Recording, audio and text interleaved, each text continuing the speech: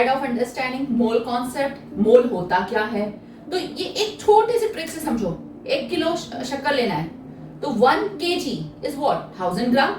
हम दुकान पे जाते हैं तो बोलते हैं ना 1 लीटर दूध चाहिए, तो लीटर क्या है, एक यूनिट है जो यूनिट है जो वॉल्यूम को कैलकुलेट करता है। सिमिलरली केमिस्ट्री में कोई भी एलिमेंट, कोई भी कंपाउंड को वेट करने के लिए एक टर्म यूज किया जाता है मोल, ठीक है।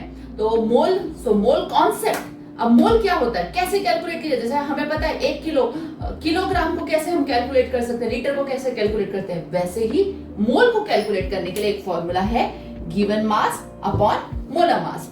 गिवन मास आपको दिया रहता है क्वेश्चन में, मोलर मास आप कैलकुलेट करते हैं। अब मोलर मास का दूसरा नाम क्या है, इसका एक और नाम होता है, उसको बोलते हैं molecular mass.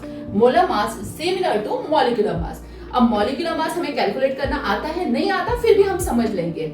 For example calculate 1 mole of CO2 if the given mass is 44 ग्राम। आपको कितना क्या दिया हुआ है, गिवन मास दिया हुआ है।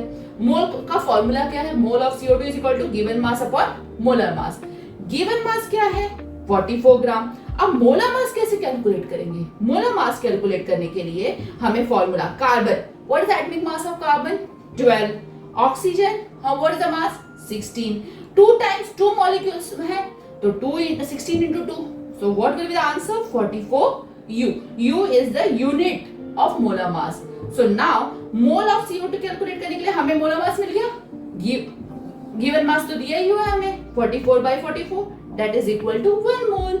That's it.